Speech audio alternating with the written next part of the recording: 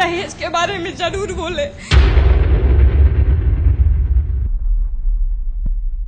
कि मोदी जी भी मतलब एक लागू की है बेटी बचाओ बेटी पढ़ाओ, लेकिन जब तक वो दहेज खत्म नहीं करेंगे कभी ना बेटी बचेगी ना पढ़ेगी।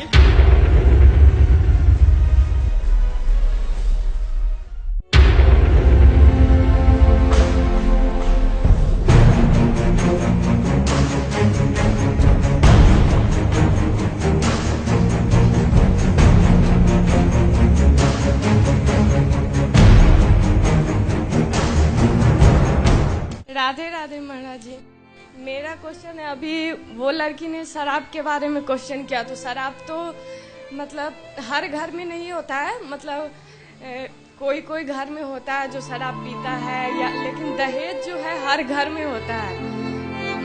मैं चाहती हूँ, आप धर्म के बहुत बड़े प्रचारक हैं, तो मैं चाहती हूँ कि आप जहाँ भी जाए कम से कम आधा घंटा दहेज के बारे में जरूर बोले। क्योंकि मोदी जी भी मतलब एक लागू की है बेटी बचाओ बेटी पढ़ाओ, लेकिन जब तक वो दहेज खत्म नहीं करेंगे कभी ना बेटी बचेगी ना पढ़ेगी। क्योंकि सबसे बड़ा मम्मी पापा पढ़ाते हैं, लेकिन हमेशा मतलब बोलते हैं जल्दी जॉब करो पढ़ाई, मतलब इतना पैसा खर्च कर रहे हैं, हमको दहेज देना ये देना वो देना। तो मैं चाहती हूँ कि आपका हर कथा में कम से कम आधा घंटा सबको दहेज के बारे में जरूर बताया जाए। ठीक है, हम बताएं। आप बैठ जाओ, आप परेशान मत होइए, बैठ जाइए। देखिए, इस बिटिया का दर्द जो है सभी भारत की बेटियों के लिए है, और जो पुरुष प्रधान समाज है ना, उसके गाल पे जबरदस्त तमाचा है, ये जबरदस्त। हम लोग वचन भरते हैं कि हम पुरुष हैं, हम मर्द हैं, और एक बेटी को सताते हैं। अच्छी संस्कारी बेटी को अच्छा घर नहीं मिल पाता है, इसलिए नहीं मिल पाता है क्योंकि उस पे देने के लिए दहेज नहीं है। और इससे जिस घर में अच्छी बहू जा नहीं पा रही है उनका भी बुरा हाल हो रहा है, क्योंकि उनके भी घर टूट रहे हैं। आज हम अपने पैसों से कितने दिन, दहेज के पैसे से कितने दिन घर चला लेंगे हम? ज्यादा दिन घर नहीं चलने वाला। वो भिखारी की आदत होती है भीख मांगते रहने की, और बेटियां धन कमाने के लिए एक साधन नहीं है। बेटियां इस भारत की आन बान शान हैं।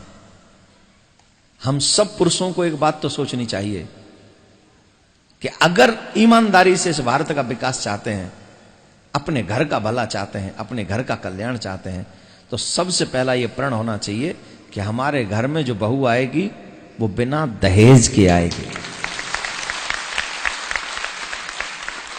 मुझे नहीं पता कि बुजुर्ग लोग मेरी बात से सहमत होंगे कि नहीं, लेकिन अगर आप लोग जितने भी यंगस्टर्स यहां बैठे हैं, लड़के, अगर आपने मुझे इतना सा भी प्यार किया है तो हाथ उठाकर यह वचन लीजिए आज ही, इस बेटी के नाम पर, इस बेटी के आंसू जो गिरे हैं उन आंसुओं की कीमत हमें देनी है। और प्रण कीजिए कि हमारी जो शादी होगी या हमारे बच्चों की जो शादी होगी, हम अपने बच्चों की शादी में कोई दहेज नहीं लेंगे और एक अच्छी संस्कारी बेटी लेकर आएंगे। करिए, प्रॉमिस करिए इस बच्ची के लिए।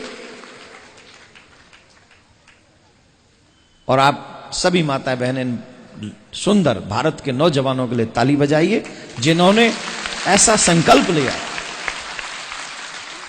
एक बात और कह के चलो, मैं इस बात को खत्म करूंगा।